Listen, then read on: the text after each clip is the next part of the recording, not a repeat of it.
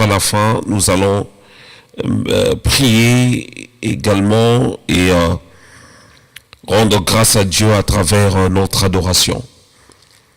Nous allons prier. Seigneur notre Dieu, je viens encore à tes pieds au nom de Jésus. Nous voulons, Seigneur Dieu, ce soir que tu nous parles, que tu nous fasses connaître ta pensée et ce que tu attends de nous, Seigneur. Fais de sorte que nous puissions être que des simples instruments pour pouvoir, Seigneur, ô Dieu des armées, communiquer ta pensée, transmettre la vie qui vient de toi. Manifeste-toi dans ta grandeur et dans ta puissance, afin que l'on sache que tu es le véritable Dieu. Merci Seigneur, au nom de Jésus. Amen. Alléluia. Alléluia. N'hésitez pas de partager la vidéo.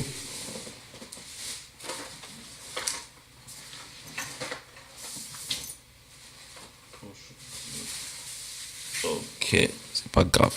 N'hésitez pas de partager la vidéo pour inviter d'autres personnes, vos frères et sœurs, afin qu'ensemble nous puissions passer ce temps devant le trône de grâce de notre Seigneur et Maître.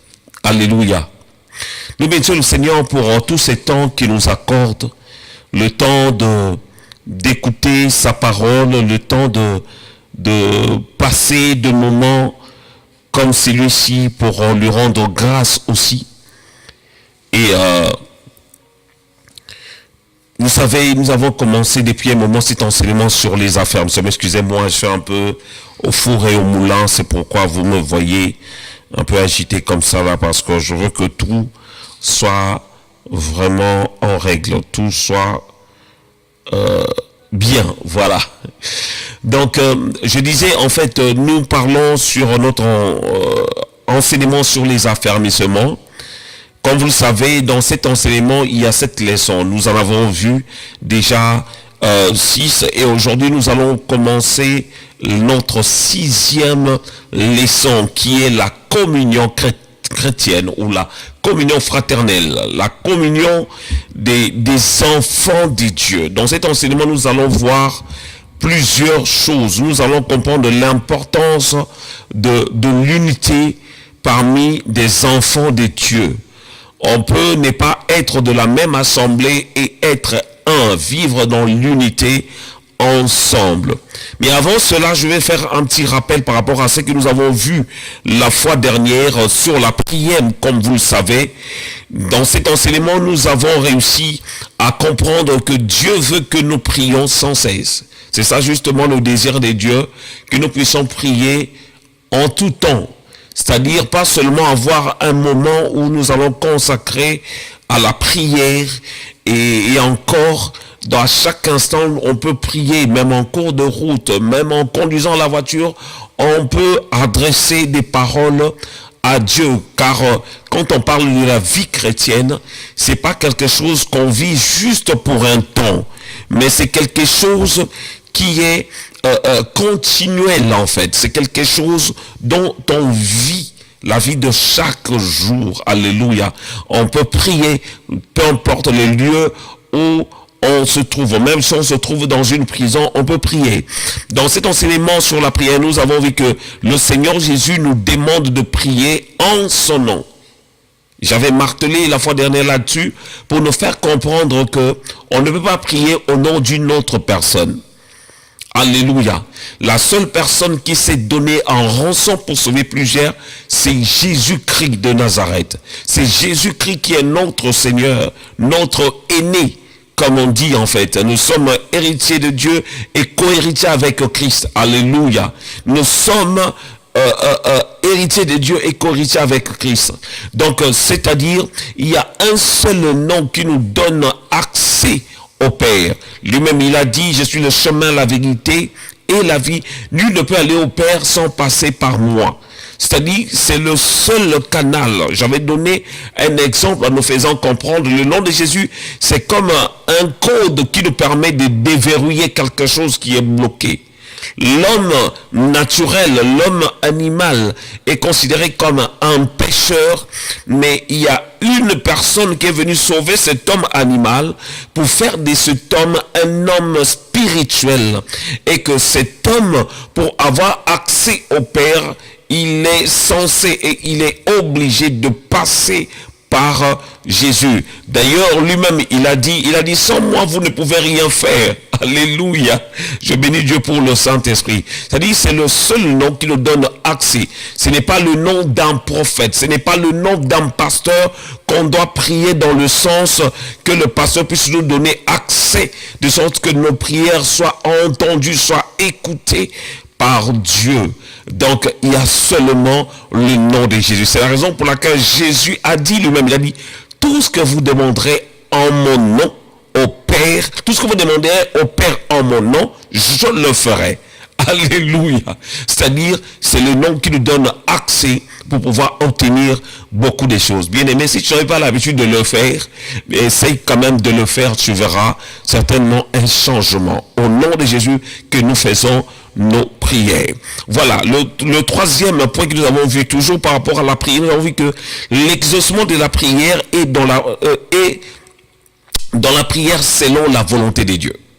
C'est-à-dire, pour que nos prières soient exaucées, il faut que ces prières soient dans la volonté de Dieu. Alléluia. Parce que des fois, ça peut nous arriver de demander des choses selon nous. Des choses qui ne cadrent pas à la volonté de Dieu. C'est alors qu'on parle, on peut parler justement de la volonté parfaite et la volonté permissive. Un jour, je vais essayer d'aborder là-dessus, d'enseigner là-dessus, pour nous faire comprendre que Dieu a sa volonté.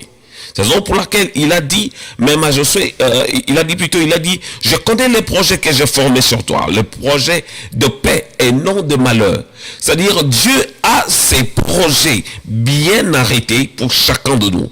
Dieu a ses projets bien arrêtés pour la vie d'une personne.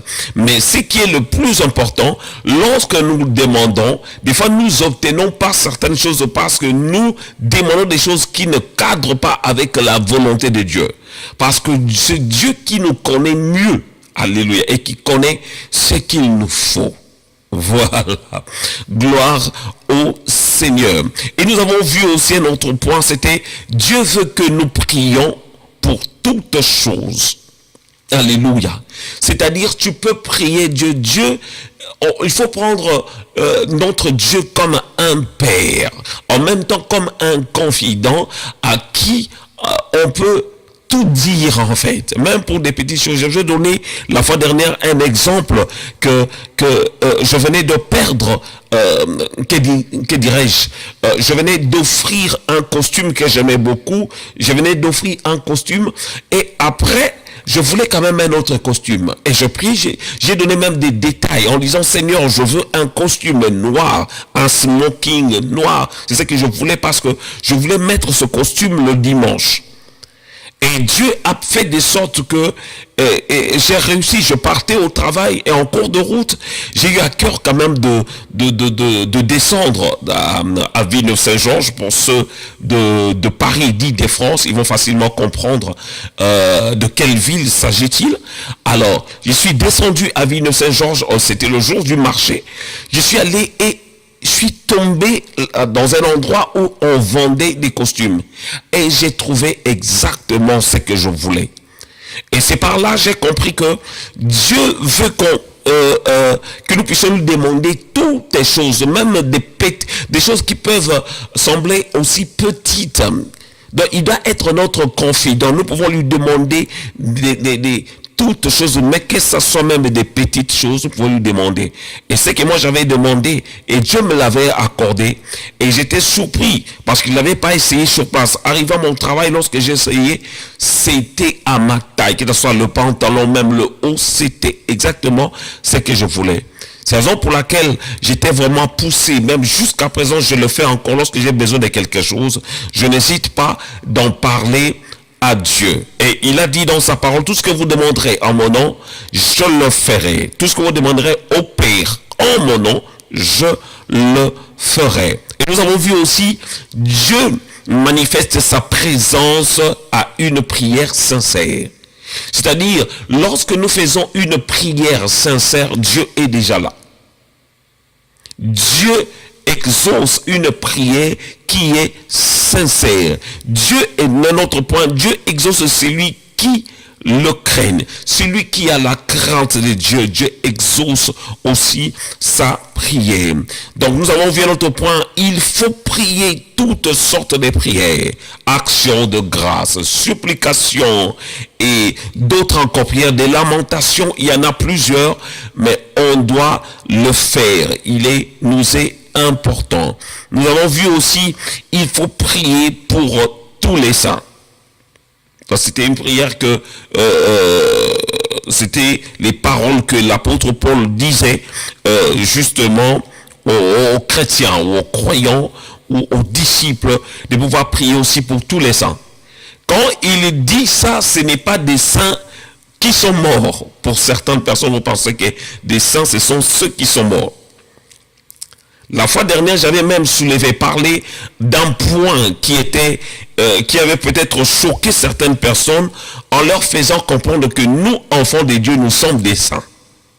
Alléluia. Nous sommes des saints. Parce que lorsque nous lisons la Bible dans plusieurs passages, on voit par exemple la lettre de Paul, la lettre de Paul ou la lettre par exemple de Paul, que dirais-je, aux Corinthiens, aux Éphésiens. Souvent, il disait quelque chose. Au verset 2 de 1 Corinthiens chapitre 1, c'était même pas dans mon message, mais je veux seulement nous éclairer là-dessus, par rapport au sang. Parce que je l'avais dit la fois dernière, mais j'avais l'impression que certaines personnes n'avaient pas compris. Nous, enfants de Dieu, nous qui sommes nés de nouveau, nous sommes des saints. Voilà, il y a des preuves bibliques là-dessus. Voilà, 1 Corinthiens chapitre 1 au verset 2. Je commencerai plutôt à partir du verset 1er. 1 Corinthiens chapitre 1 verset 1 à 2. La Bible dit, Paul, appelé apôtre de Jésus-Christ par la volonté de Dieu, et le frère Sosthène, à l'église de Dieu qui est à Corinthe, virgule, à ceux qui ont été sanctifiés en Jésus-Christ, voilà, virgule, appelés à être saints, et à tous ceux qui invoquent en quelque lieu, qu'est-ce que soit le nom de notre Seigneur Jésus-Christ, leur Seigneur et le nôtre. Déjà, rien que l'apôtre Paul, il a dit, le message qu'il avait envoyé aux saints, justement, de Corinthe, il les a appelés comme que des saints. Même nous voyons ça dans plusieurs de ces lettres, il utilisait beaucoup ce terme en attestant que les enfants de Dieu, ceux qui ont reçu Jésus-Christ, ce sont des saints. Dans Éphésiens encore chapitre 1, verset 1 à 2, vous allez remarquer, aux Corinthiens, même aux Éphésiens, il a dit la même chose. Là, je suis sur Éphésiens. La Bible dit, Éphésiens chapitre 1, à partir du verset 1 jusqu'au verset 2. La Bible dit, Paul, apôtre de Jésus-Christ, par la volonté de Dieu, virgule, aux saints qui sont à l'Éphèse et aux fidèles en Jésus-Christ. Aux saints. Alléluia. Il n'y a pas seulement Saint-Jacques, Saint-Pierre, tel que tu es là. Si tu es né de nouveau, tu as accepté Jésus-Christ dans ta vie, tu es considéré comme un saint devant Dieu. C'est la raison pour laquelle j'avais dit la fois dernière, un enfant de Dieu né de nouveau n'est plus un pécheur. Il peut lui arriver de commettre un péché, mais il n'est plus un pécheur. C'est un saint. Mais il peut trébucher. Comme la Bible dit, nous branchons tous tantôt d'une manière ou d'une autre. Ça peut nous arriver de brancher, mais on n'est pas des pécheurs. On est des saints. Alléluia. La Bible est claire et elle nous atteste justement ces choses. Alléluia. C'était pas vraiment mon sujet, mais je voulais y revenir parce que la fois dernière, j'avais parlé de ça. et je voulais un peu éclaircir avec des versets bibliques à l'appui. Gloire au Seigneur. Voilà, maintenant nous allons commencer notre 7e leçon, c'est la communion chrétienne, ou la communion fraternelle. Alléluia. Dans cet affermissement, nous allons comprendre ce qui est la communion, son importance et comment réparer la communion une fois brisée. Nous allons parler sur l'importance de la communion fraternelle et nous allons aussi comprendre comment réparer cette communion lorsqu'elle est brisée. Ça peut nous arriver, on est unis, on était unis, on s'entendait bien, on était dans le Seigneur, peut-être on était même dans le même service de protocole, le service d'intercession, peu importe, mais quelque chose s'est passé et cela a fait de sorte que nous puissions ne plus nous entendre. Dans la parole de Dieu, la Bible, dans cet enseignement, nous allons comprendre ce qu'il faut faire pour pouvoir réparer justement cette situation qui a brisé notre communion fraternelle, notre communion chrétienne. Premier point que nous allons voir, c'est qu'est la communion. Alléluia. Donc, c'est quoi la communion? La communion, c'est une union de plusieurs personnes dans la même foi. Ça, c'est la définition. La communion, je reprends, la communion, c'est une union de plusieurs personnes dans la même foi. Alléluia. Les différentes communions chrétiennes, par exemple, dans les communions chrétiennes, il y a tellement, on a plusieurs, en fait, on va voir plusieurs assemblées, mais la communion, c'est justement l'unité qui règne au milieu de nous, peu importe notre confession de foi. Le fait seulement de croire à Jésus-Christ, dont nous sommes tous frères. Je vais vous raconter une histoire. Un jour, j'étais invité pour faire le reportage, en fait, d'un séminaire biblique. Et je faisais ce travail, un moment, j'étais sorti, je voulais aller au petit coin, et en partant, je suis passé juste devant une autre église. Donc c'était dans un grand bâtisse où il y avait plusieurs assemblées, plusieurs églises. Et lorsque je suis passé devant, j'ai vu qu'ils avaient une fête, l'agapé, comme on a l'habitude de le dire. Ils étaient en train de donner à manger aux gens. Ils avaient fait une sorte de buffet juste devant l'entrée. Et moi, ce que j'ai fait, je suis rentré. J'ai dit bonjour, bonjour. J'ai dit, j'ai faim. Et tout le monde me regardait. Ils étaient vraiment stupéfaits. Ils se posaient des questions. Que fait-il ici? En même temps, on ne le connaît pas. Il vient nous demander à manger. Qui est-il? Je voyais dans leur regard. J'ai dit, oh, mais je suis votre frère, j'ai faim. Moi aussi, je suis le fils du Père. On a le même Père. C'est pourquoi je suis venu me ressourcer. J'ai compris. Ils ont eu un déclic. Après, ils ont commencé à rigoler. Ils m'ont servi.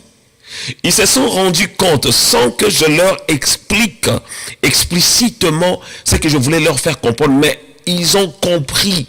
C'était des sœurs. Elles ont compris que nous faisons partie de la même famille. Même si on n'était pas de la même assemblée, de la même église, mais on avait le même Père. Elles m'ont donné à manger, j'ai dit merci, et puis je suis parti. Elles sont restées en train de rire. J'ai dit, mais des fois, on ne se rend pas compte. C'est la raison pour laquelle lorsque je vois des guerres entre églises, tel pasteur ne s'entend pas avec l'autre pasteur, bien aimé, est-ce que nous servons vraiment le même Dieu? Soit nous ne servons pas le même Dieu, il faut bien dire des choses. Mais si nous servons le même Dieu, même si l'autre là, il fait des choses autrement, mais nous ne pouvons que bénir le Seigneur. Vous savez, dans la Bible, on voit l'apôtre Paul fonctionner d'une autre manière. L'apôtre Paul était parti plus vers les païens, les gens qui ne connaissaient pas le Seigneur. Et Pierre, il était auprès des Juifs, c'est la raison pour laquelle il avait même eu du mal pour aller chez Corneille. Il avait eu du mal, parce que pour lui, il ne pouvait pas aller prêcher chez des païens. Jusqu'à ce que le Seigneur l'avait convaincu, il a eu une vision, le Seigneur lui a donné même l'interprétation, il a envoyé, autorisé d'aller chez Corneille. On n'est pas des ennemis, il ne peut pas y avoir des conflits entre enfants de Dieu. Bien-aimés, je m'adresse aux serviteurs et aux servantes de Dieu. Nous devons bannir la division dans nos assemblées. Nous devons ôter des querelles, des incompréhensions, des choses qui ne peuvent que empêcher que la gloire de Dieu se manifeste dans nos assemblées. On ne s'entend pas, mais on veut que le Seigneur puisse se faire. On cherche le réveil, tout en cassant justement les autres, ton voisin de l'autre bâtiment, le pasteur de l'autre assemblée. Tu calques, tu essaies d'écouter son message pour chercher juste une petite bête pour pouvoir commencer à l'écraser. Bien-aimé, changeons de mentalité. Je ferme cette parenthèse. Alléluia. Nous avançons. Donc c'était, plus vous parler de la communion fraternelle. Alléluia. J'ai donné la définition. C'est une union de plusieurs personnes dans la même foi. Le deuxième point que nous allons voir en lisant justement dans Jean chapitre 17 verset 20 jusqu'au verset 21. Jean chapitre 17 verset 20 jusqu'au verset 21. Nous lisons. Ce n'est pas pour eux seulement que je prie, mais encore pour ceux qui croiront en moi par leur parole, afin que tout soit un, comme toi, Père, tu es en moi, et comme je suis en toi, afin qu'eux aussi soient un en nous, pour que le monde croie que tu m'as envoyé. Je reprends ce verset, c'est tellement intéressant ces passages. Jean chapitre 17, à partir du verset 20 jusqu'au verset 21. Je reprends la lecture. Ce n'est pas pour eux seulement que je prie. Là, c'était la prière de Jésus. Mais encore pour ceux qui croiront en moi par leur parole, afin que tout soit un, comme toi, Père, tu es en moi, et comme je suis en toi, afin qu'eux aussi soient un en nous, pour que le monde croie que tu m'as envoyé. Rien que dans ces passages que nous venons de lire, c'était justement la prière de Jésus. Mais il voulait nous faire comprendre l'importance de la communion fraternelle, l'importance de l'unité dans le ministère, dans l'Église. L'importance de cela. Il a dit quelque chose de merveilleux à la fin, que j'aime beaucoup. Il a dit, afin qu'eux aussi soient un en nous, pour que le monde croie que tu m'as envoyé. Vous savez, il y a beaucoup de personnes qui ne croient pas en Dieu tout simplement parce qu'ils ne voient pas, ils ne trouvent pas l'unité au milieu des chrétiens. Des guerres de foi que nous faisons au niveau de l'internet, des conflits que nous avons, le tel pasteur contre tel pasteur critique l'autre pasteur, l'autre prophète, des conflits. J'ai vu même une vidéo où des gens étaient en train de se battre dans une église, des gens commençaient à prendre des instruments, des choses partir. Oh, bien-aimés, répentons-nous. Alléluia. Mais l'unité fait de sorte que même des païens, ceux qui ne sont pas dans le Seigneur, qu'ils puissent voir la différence. Qu'ils puissent être attirés vers nous. Qu'ils puissent nous appeler. Vous savez, ce qui a fait de sorte que à l'église primitive, qu'il y ait la croissance, dès le même jour, la Bible dit déjà, les disciples étaient au même endroit, dans la chambre haute. Ils étaient en train de prier, là où ils étaient visités par le Saint-Esprit. Et lorsque Pierre a parlé, tellement ils étaient un dans leur prière, et leur vie était aussi, la Bible dit, ils persévéraient dans la prière, dans la fraction du pain, dans les enseignements des apôtres. Ils persévéraient, ils étaient ensemble. Leur unité faisait de sorte qu'ils puissent déjà partager leurs biens. Leur unité faisait de sorte que l'église croisse d'une manière aussi vite, d'une manière extraordinaire. Tout simplement parce qu'ils étaient un. Si nous voulons que le monde sache, connaisse notre Dieu, soyons dans l'unité. C'est dans Jean chapitre 17, verset 20 jusqu'au verset 21. Jésus et le Père sont un. Voilà, cela fait de sorte que beaucoup de choses se sont opérées. Si nous voulons que des choses, des grandes choses s'opèrent au milieu de nous, soyons dans l'unité. Le troisième point que nous allons voir, le premier que nous avons vu, c'est que la communion spirituelle, la communion fraternelle. Le deuxième point, c'est l'objectif l'objectif du Seigneur Jésus. C'est là où nous avons lu Jean 17, verset 20 à 21. C'était l'objectif du Seigneur Jésus, c'était pour que l'unité règne au milieu de nous, que nous soyons un. Et le troisième point que nous allons voir maintenant, c'est la compréhension des premiers chrétiens. Comment les premiers chrétiens avaient compris les choses de Dieu. Actes des Apôtres, chapitre 2, verset 41 jusqu'au verset 42. Actes des Apôtres, chapitre 2, verset 41 jusqu'au verset 42. Je lis au nom de Jésus. La Bible dit, ceux qui acceptèrent sa parole furent baptisés. Et en ce jour-là, le nombre des disciples s'augmenta à environ 3000 âmes. Alléluia. Et au verset 42, la Bible dit, ils persévéraient dans l'enseignement des apôtres, dans la communion fraternelle, dans la fraction du pain et dans la prière. Alléluia. Si vous continuez la suite que j'aime beaucoup, et la Bible dit que et le Seigneur ne cessait de rajouter des membres dans l'église. C'est merveilleux. Alléluia. Alléluia. Je réponds ces passages de Actes des Apôtres chapitre 2 verset 41 jusqu'au 42. La Bible dit, ceux qui acceptèrent sa parole furent baptisés. C'était le jour de la Pentecôte.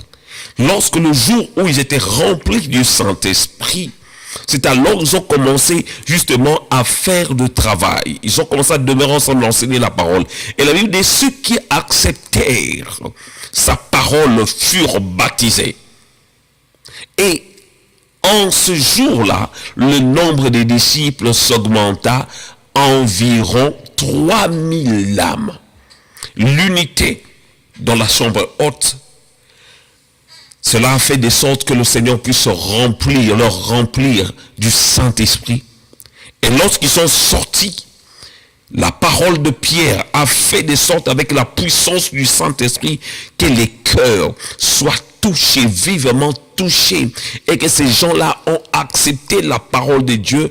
La Bible dit, ils furent baptisés, et en ces jours-là, il y a eu la croissance justement dans l'église, parmi les disciples. Il y a eu plus de 3000 âmes qui se sont données au Seigneur. Et au verset 42, la Bible dit, ils persévéraient dans l'enseignement. Dans leur unité, il y avait des enseignements. Des enseignements, c'est ça qui fait de sorte que nous puissions être aussi dans l'unité. Mais qu'est-ce qu'on vous transmet dans votre assemblée? Qu'un serviteur de Dieu, qu'est-ce que tu donnes à manger aux gens qui viennent dans ton assemblée? Moi, j'ai l'habitude de dire quelque chose. Si ton enfant commence à aller manger chez le voisin, préférer manger chez le voisin, pose-toi la question. Peut-être que tu as mis beaucoup d'épices dans la nourriture. Et la nourriture ne le convient même plus. C'est la raison pour laquelle il préfère aller manger chez le voisin. Mais si tu fais bien ta nourriture, tu dois savoir que même s'il va manger chez le voisin, mais il va revenir pour manger ce que toi-même tu prépares. J'ai l'habitude de dire quelque chose d'important. Et si en France, moi je connais un centre commercial qu'on appelle le Créteil-Soleil, dans le 94, Créteil-Soleil. Vous allez voir dans le même palier, vous allez voir le même étage, il y a plusieurs, des fast-food ou même des restaurants. Vous allez vous trouver McDonald's, Quick, KFC et autres restaurants. Mais ces gens-là ne se battent pas. Chacun veille sur l'accueil, chacun veille sur l'hygiène, sur la rapidité. Et sur leur menu, il y a ces 4 choses-là qui le veillent pour pouvoir attirer des clients. et le timing. C'est-à-dire, quand un client vient, il doit être vite servi. Pourquoi je donne cet exemple, bien-aimé? C'est juste pour nous faire comprendre. Des fois, on s'inquiète au niveau de nos assemblées, que les gens ne viennent pas. Les gens ne viennent pas. Bien-aimé, qu'est-ce que nous transmettons comme parole dans cette église? Qu'est-ce que nous transmettons comme message à ces personnes qui viennent dans nos assemblées? La Bible nous dit justement dans Actes des Apôtres chapitre 2 au verset 42, la Bible dit, il persévérait dans l'enseignement des apôtres. L'enseignement, c'est hyper important. La prédication, on peut prêcher, exhorter un peu, ça fait chauffer, c'est bien. Mais c'est les enseignements qui font asseoir justement Église. La Bible dit, il persévérait aussi dans la communion fraternelle. La fraternité au sein de l'Église, une famille dans une Église. Aujourd'hui, on voit dans les assemblées où des gens créent de groupuscules, en fait.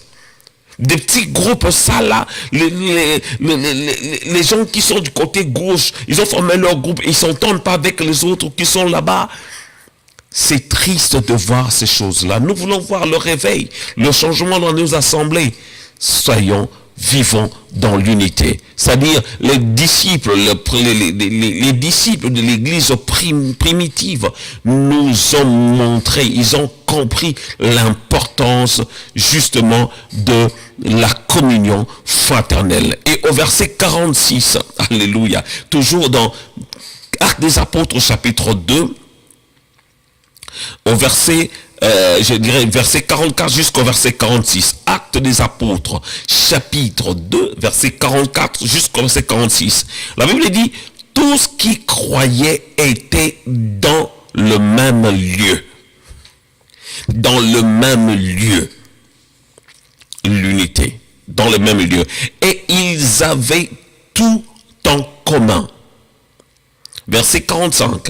Ils vendaient leurs propriétés et leurs biens. Et ils en partageaient le produit entre tous, selon les besoins de chacun. Ils étaient chaque jour tous ensemble assidus au temple. Ils rampaient de pain dans les maisons et prenaient leur nourriture avec joie et simplicité de cœur. Bien-aimé, il est hyper important, l'unité. C'est ça qui crée l'amour. Il y a des gens parmi nous, des gens qui ont souffert, qui ont été abandonnés, qui ont été rejetés, des gens même qui n'ont pas de famille. Dans l'unité, lorsqu'il y a l'unité, on regarde seulement que on ne peut pas regarder seulement ceux qui donnent beaucoup d'offrandes, ceux qui donnent beaucoup, tous ceux qui soutiennent plus les pasteurs. Non, bien-aimé, tous ceux qui viennent à l'église, on doit le voir toujours au même niveau.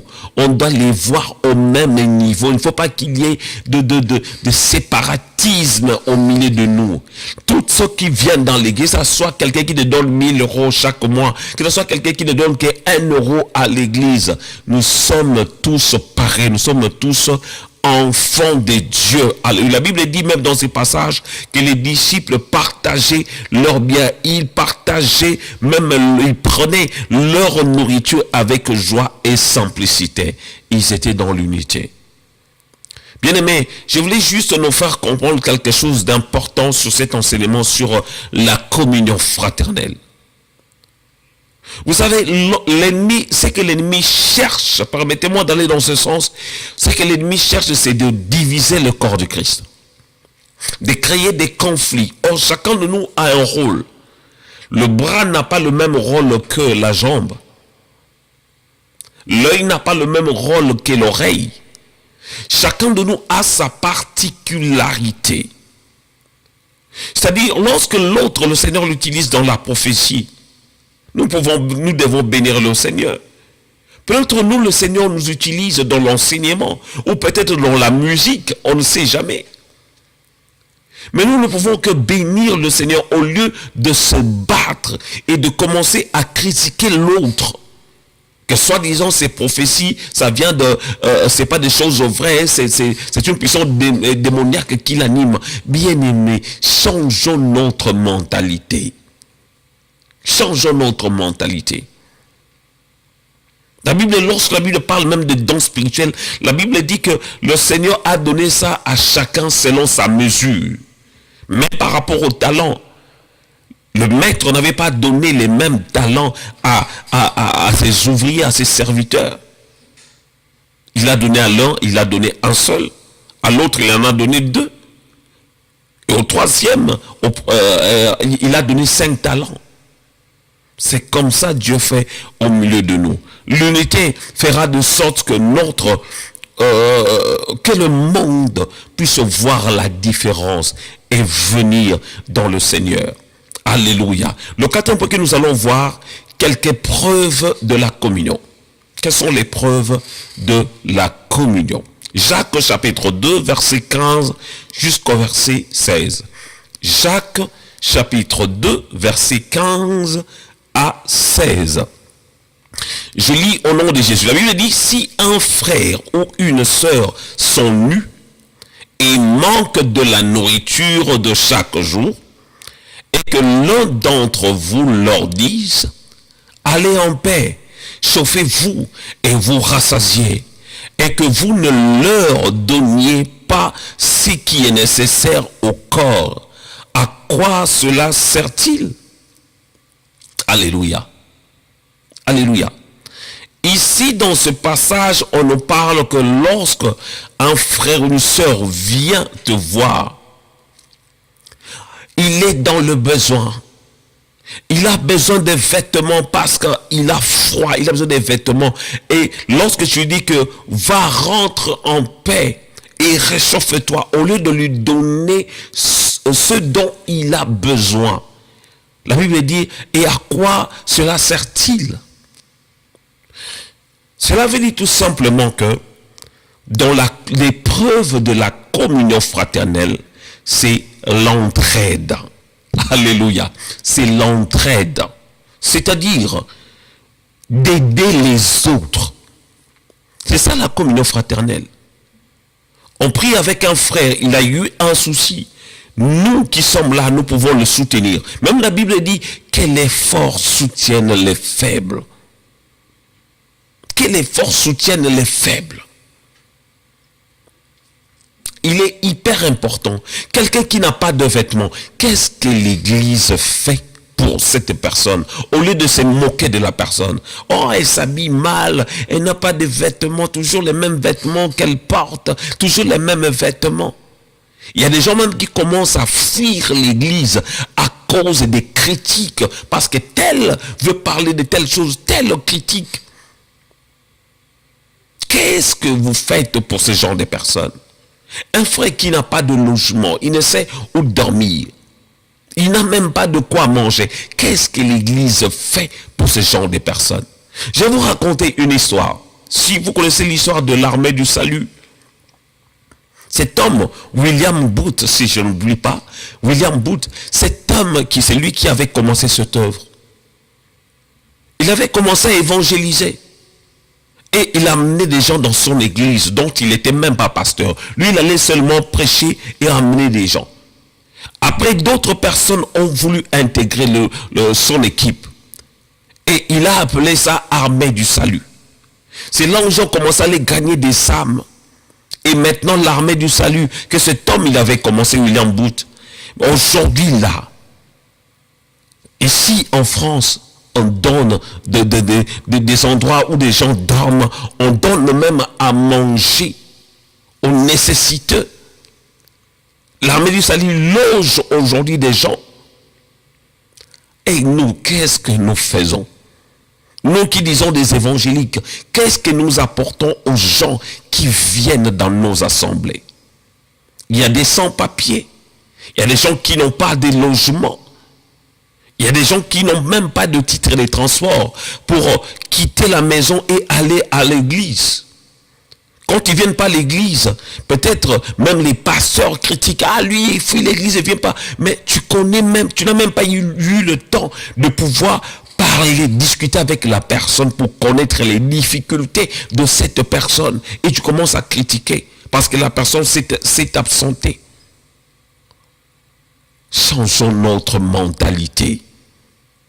Dans ce passage de Jacques, on nous a parlé que si un frère ou une sœur sont nus et manquent de la nourriture de chaque jour, et que l'un d'entre vous leur dise, allez en paix, chauffez-vous et vous rassasiez, et que ne leur donniez pas ce qui est nécessaire au corps, à quoi cela sert-il? Cela veut dire tout simplement, bien-aimés, nous devons aussi pratiquer l'entraide, le soutien. Pas seulement prêcher. Même Jésus, il avait prêché. Il prêchait la parole de Dieu. Mais il y a des moments où il donnait même à manger. Vous vous souvenez de l'histoire? Il avait nourri 5000 hommes. Il leur avait donné de poissons et de pain pour pouvoir manger. L'évangile ne consistait pas seulement en paroles. On dit en puissance. Il y a aussi des actes que nous devons poser. Cela fera des sortes que ceux qui ne sont pas dans le Seigneur, qu'ils puissent bénir le Seigneur par rapport à ça. J'ai suivi une vidéo, je voulais même commenter là-dessus. Là, on parlait d'un monsieur, Hassan, si je ne me trompe pas, monsieur Hassan. C'est une vidéo qui est vraiment virale en ce moment, même sur des réseaux sociaux, sur TikTok et consorts. Cet homme, il était en difficulté. Et il y a une dame d'origine maghrébine qui est partie voir ce monsieur en lui posant des questions. Et le monsieur a raconté son histoire. Et la dame, elle avait fait la vidéo parce que, par habitude, elle fait ça pour aider les gens, les nécessiteux, les gens qui sont en difficulté. Cette dame, elle fait ça, elle s'appelle Aya. J'ai vu la vidéo. Elle fait ça pour aider les gens qui sont en difficulté. Cette dame n'est même pas chrétienne. Mais elle l'a fait. Après avoir fait cette vidéo, elle a décidé de faire une cagnotte pour aider ce monsieur. Et cette cagnotte a remporté justement la somme de 37 000 euros. 37 000 euros.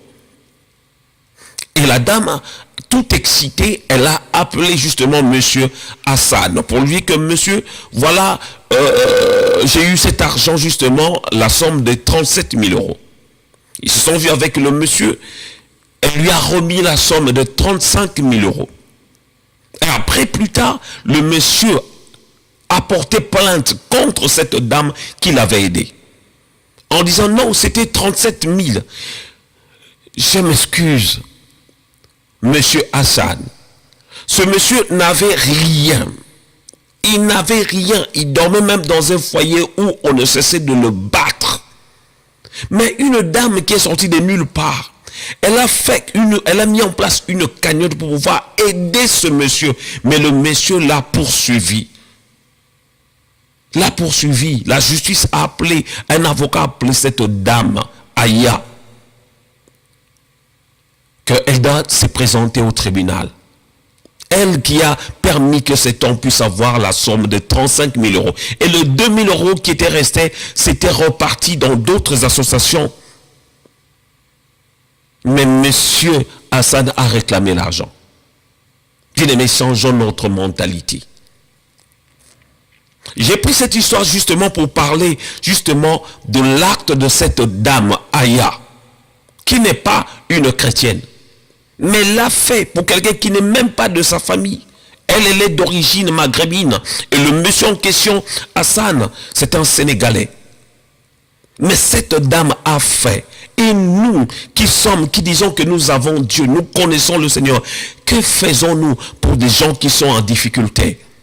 Dans nos assemblées, dans nos églises, il y a des orphelins, il y a des gens qui n'ont pas de moyens. Mais que faisons-nous? Pas mal de serviteurs s'achètent des grosses voitures, des grosses maisons, mais vous n'avez même pas un orphelinat. Vous n'avez même pas une crèche, même pas une infirmerie, mais vous n'arrêtez pas de vous enrichir. J'ai dit que ce n'est pas du tout mauvais d'être riche, on est serviteur de Dieu, d'être riche financièrement, mais il est hyper important ce que nous devons penser aussi aux autres. À l'exemple de l'église primitive, ils partageaient leurs biens. J'ai béni le Seigneur lorsque j'ai écouté le témoignage du pasteur Marcelo qui disait que le Seigneur lui avait parlé de mettre en place un orphelinat, de prendre des orphelins à charge. Et c'est ce qu'il a fait. Gloire à Dieu, que le Seigneur le bénisse. Le Seigneur lui a dit de mettre ces enfants-là dans des bonnes écoles comme ses enfants. De mettre les enfants dans des bonnes conditions, c'est ce qu'il a fait. Que le Seigneur le bénisse. Bien-aimés, ce que je veux nous dire justement dans cet enseignement sur la communion fraternelle. Si l'église aujourd'hui, on ne voit plus la puissance de Dieu comme il faut. Si aujourd'hui, il y a des difficultés, des incompréhensions au sein de nos assemblées, bien-aimés, faisons le nécessaire justement pour retrouver, remettre justement cette communion fraternelle entre nous. Organisons des activités, des réunions, des agapés, des moments où nous allons manger ensemble et surtout des moments où nous pouvons parler même aux membres, aux gens qui viennent dans nos assemblées individuellement pour mieux les connaître même leurs difficultés. Et le Seigneur ne cessera de nous bénir. Alléluia. Bien-aimés, nous allons y revenir ce jeudi à partir de 21h. C'est un enseignement et aujourd'hui je vais m'arrêter là, mais je voulais justement nous faire comprendre quelque chose d'important, que dans l'église primitive, le Seigneur a opéré beaucoup de miracles parce qu'il y avait aussi l'unité au milieu d'eux. Même le Seigneur, avant d'agir, comme d'envoyer le Saint-Esprit, il leur a dit de rester ensemble dans un même lieu. La Bible dit dans la chambre haute. Le jour où le Saint-Esprit s'était manifesté au milieu d'eux, ils étaient tous ensemble dans l'unité. L'unité ne peut qu'attirer la gloire de Dieu au milieu de nous. Alléluia. Imaginez même la prière d'ici, deux d'entre vous s'accordent et demandent quelque chose, cela leur sera accordé. L'unité s'accordent, se mettent d'accord pour pouvoir faire quelque chose. Le Seigneur finit par accomplir. N'agissons pas comme si on est un électron libre quand on est dans une assemblée. Quand on est un serviteur de Dieu, on dirige le troupeau du Seigneur. Il est important, surtout avec des collaborateurs, de s'asseoir. Quand vous avez un message ou quelque chose, de s'asseoir, avoir des réunions et partager la vision, essayer de connaître aussi leurs pensées par rapport à la chose. C'est très important. Bien aimé, j'aimerais qu'on puisse prier justement, qu'on puisse prier par rapport à ce message. Je ne sais pas pourquoi le Seigneur a permis que aujourd'hui que tu sois là pour pouvoir écouter ce message sur la communion chrétienne. Je ne sais pas. Peut-être tu es même en conflit, on ne sait pas. Peut-être tu as un problème, un souci avec ton frère, avec ta soeur, avec quelqu'un ou un membre de ta famille ou quelqu'un même de ton assemblée avec qui plutôt tu ne t'entends plus.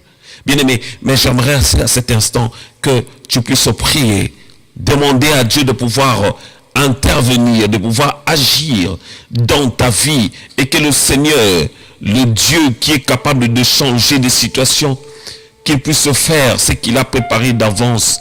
Alléluia. Oh Jésus, Seigneur, je viens te dire merci. Merci pour ce moment que tu nous as accordé. Merci pour ce moment que tu nous as donné gratuitement, oh Jésus. Merci pour ton amour qui est tellement immense. Oh Jésus, tu as permis que nous puissions, Seigneur Dieu, partager sur la communion, Seigneur. Parce que tu ne veux pas que nous puissions être divisés à cause de nos incompréhensions, à cause de notre incompétence, à cause de l'orgueil, Seigneur, oh Dieu, à cause de l'argent. Seigneur, les hommes se divisent. Il y a certains même qui se battent, Seigneur, oh Dieu, à cause de l'argent, à cause des femmes, à cause, Seigneur, oh Dieu, des choses de vaine gloire. Oh Dieu, nous venons à tes pieds, te demander pardon, Seigneur, oh Dieu, parce que autrefois, Seigneur, tu as vu dans nos cœurs notre manière d'agir, notre manière de fonctionner, qui ne cadrait pas, Seigneur, oh Dieu, avec ta parole. C'est la raison pour laquelle je viens à tes pieds. Encore, Seigneur, oh Dieu, ce soir, au nom de Jésus. Je sais que tu peux faire des choses même au-delà de ce qu'on ne peut, Seigneur, oh Dieu, imaginer. Oh Dieu, Seigneur, mets en nous, Seigneur, oh Dieu, cet esprit d'unité, Seigneur, oh Dieu. Que nous puissions vivre dans la communion fraternelle. Seigneur, ôte justement, Seigneur, oh Dieu, la guerre, les conflits, Seigneur, oh Dieu, qui vient, Seigneur, au milieu de nous, oh Jésus. Afin que le monde sache que nous sommes réellement tes enfants, oh Dieu. Alléluia.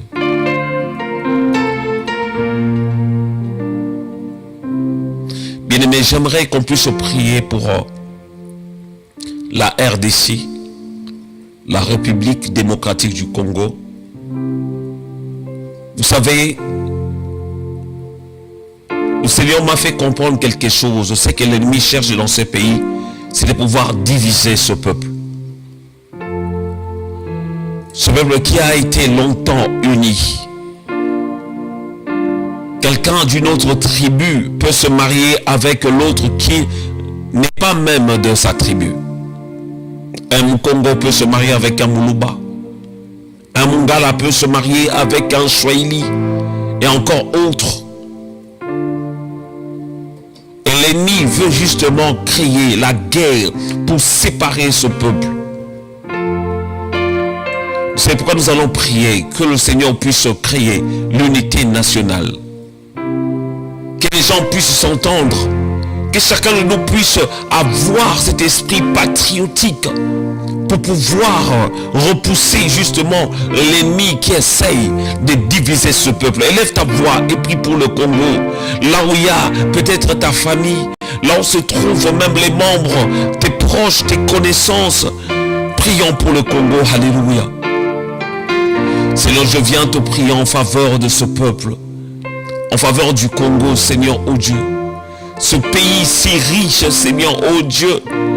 Ce pays, Seigneur, oh Dieu, qui a souffert pendant plusieurs années.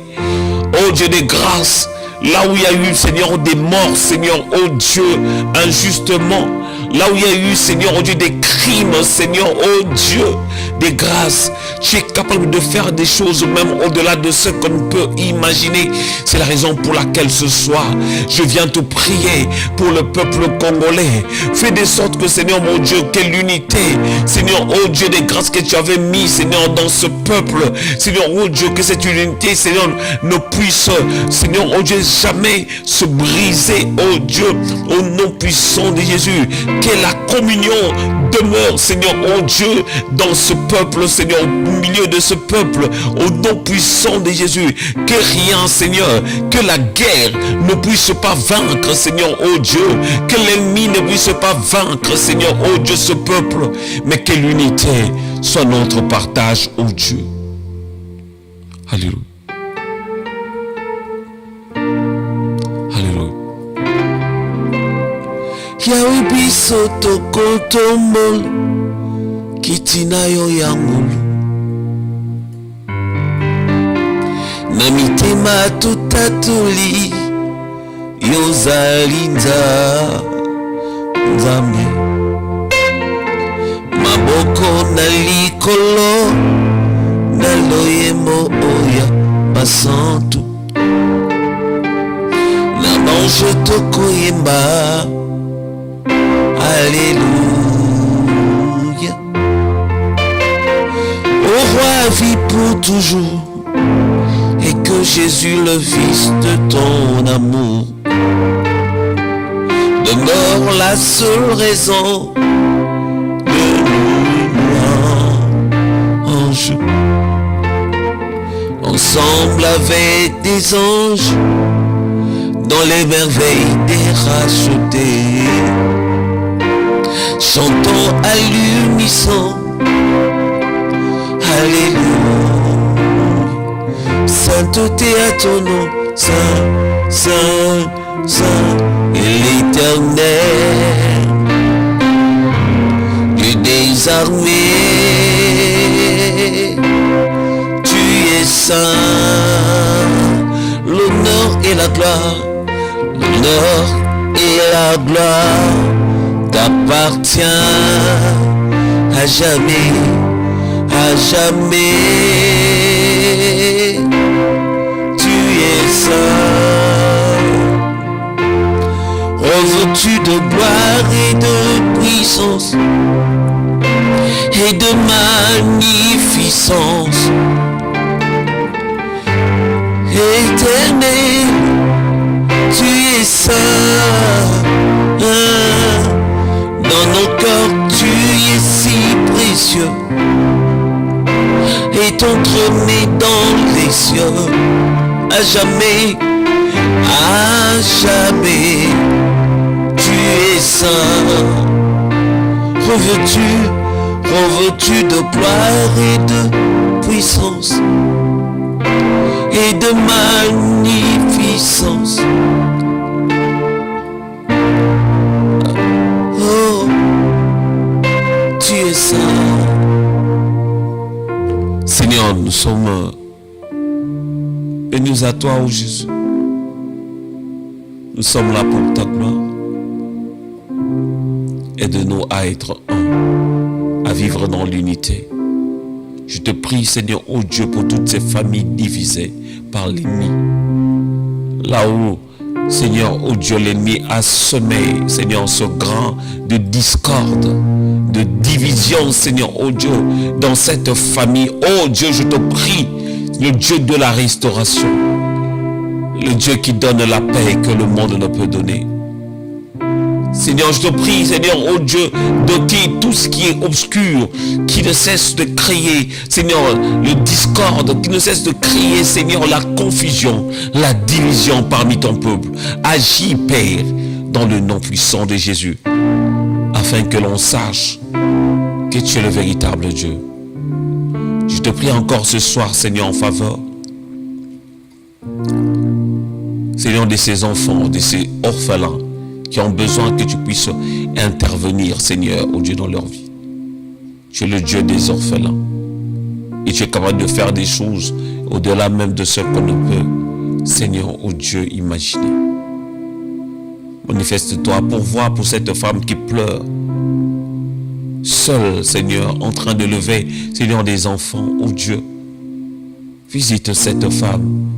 Et fais de sorte que, Seigneur, oh Dieu, qu'elle ne puisse manquer de rien avec ses enfants. Je te prie, Seigneur, pour cet enfant qu'on appelle communément Kuluna. Seigneur, oh Dieu, qui s'est trouvé dans la rue, tout simplement à cause, Seigneur, oh Dieu, de perte de ses parents. Qui s'est trouvé dans la rue à cause, Seigneur, Dieu, de manque de nourriture. À cause de manque, Seigneur, oh Dieu. Seigneur, oh Dieu de providence. Père, le Dieu de la providence, c'est toi. Le Dieu qui pourvoit à nos besoins. On t'appelle Jéhovah Jireh, le Dieu qui pourvoit à nos besoins. Merci, Seigneur, de guérir cette personne qui est là, en train de me suivre, qui est malade. Agis de sorte qu'elle puisse témoigner ta grandeur, que tu l'as guérie de cette maladie qui a tant duré. Au nom de Jésus.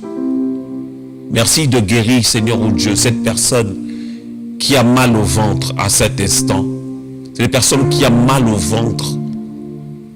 Si tu peux toucher ton ventre là où tu es. Tu peux toucher ton ventre là où tu es. Au nom puissant de Jésus. Que la guérison commence à rentrer dans ce corps. Et que cette maladie qui est en train de te perturber, qui fait des douleurs, qui crée des douleurs dans ton ventre, que cela quitte au nom puissant de Jésus. Et que la guérison s'installe dans ton corps. Au nom puissant de Jésus. C'est fait au nom de Jésus. Seigneur, merci de guérir cette personne. Merci pour tout ce que tu as accompli. Dans le nom puissant de Jésus. Amen. Amen. Gloire au Seigneur, gloire à Dieu. Gloire à celui qui nous a permis justement de pouvoir nous connecter pour passer ce temps dans la prière, dans la parole. Que le Seigneur bénisse. Oh, je vois la servante de Dieu, pasteur, bonheur et gloire. Bonheur, gloire, que le Seigneur te bénisse depuis Île-de-France. Que le Seigneur bénisse l'homme de Dieu, le prophète Israël Yalé. Que le Seigneur te bénisse. Que le Seigneur bénisse l'adorateur Emmanuel Chamala. Que Dieu te bénisse en abondance depuis l'île que tu nous suis. Et que Dieu bénisse aussi Maman Bernice Fantoumou qui nous suit aussi. Que le Seigneur bénisse aussi le pasteur Aimé Koumbu. Oh l'homme de Dieu, je suis ravi justement de te voir connecté en ce moment. Que le Seigneur te bénisse et qu'il vous rende au centuple en fait. Et j'ai hâte de vous retrouver ce jeudi à la même heure à partir des 21h pour continuer notre enseignement sur la communion chrétienne. Vraiment, je prie que le Seigneur puisse vous bénir tout en vous informant que bientôt nous allons commencer notre programme, notre nouvelle émission, comme je l'avais dit. L'émission, c'est à la lumière de la parole. C'est ça justement le titre de cette émission, à la lumière de la parole. C'est là où nous allons parler de plusieurs thèmes. Nous allons choisir des thèmes et vérifier cela à la lumière de la parole. Alléluia. C'est-à-dire, chaque thème que nous allons choisir, nous allons essayer de comprendre si cela est biblique ou pas. Parmi les thèmes que nous allons aborder, le premier, ça sera sur l'imposition des mains. Vraiment, c'est quelque chose que ce nom m'avait mis à cœur parce qu'il y a tellement de dérives, des dérapages par rapport à certaines choses, parce qu'il y a certains serviteurs qui poussent des gens. Moi-même, je suis serviteur, je fréquente des assemblées. Je vous dis franchement, des fois, je vois des choses, je me pose des questions, si ça vient de Dieu ou pas. Mais c'est que je sais, noir sur blanc, la Bible dit, vous imposerez les mains. La Bible ne nous dit nulle part de pousser des gens. Arrêtez de pousser des gens. Toi qui le fais, arrête. Si le Seigneur veut faire tomber quelqu'un sous l'onction, il va le faire. Il t'a dit juste d'imposer. Pousser, c'est autre chose. Quelqu'un me dira peut-être je suis contre. Non, je ne suis pas contre. Moi-même, j'ai expérimenté cela. J'expérimente cela que pendant même l'adoration, le Seigneur fait de grâce que les gens puissent tomber sous l'onction. Ça arrive. Ou peut-être tu imposes les mains sur une personne, la personne tombe. Ça arrive, bien aimé.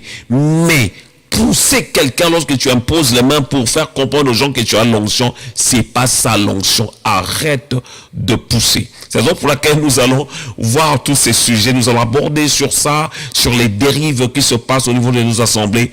Essayer de vérifier dans la Bible qu'est-ce que la Bible dit là-dessus. Donc, ça sera très bientôt notre émission. Et nous aurons aussi la participation des autres serviteurs et servantes de Dieu pour pouvoir aborder d'autres sujets. Parce qu'il y en a vraiment un tas. Il y en a plusieurs à aborder. Ma prière est que le Seigneur puisse vous bénir. Et je vous dis à très bientôt. Bye bye.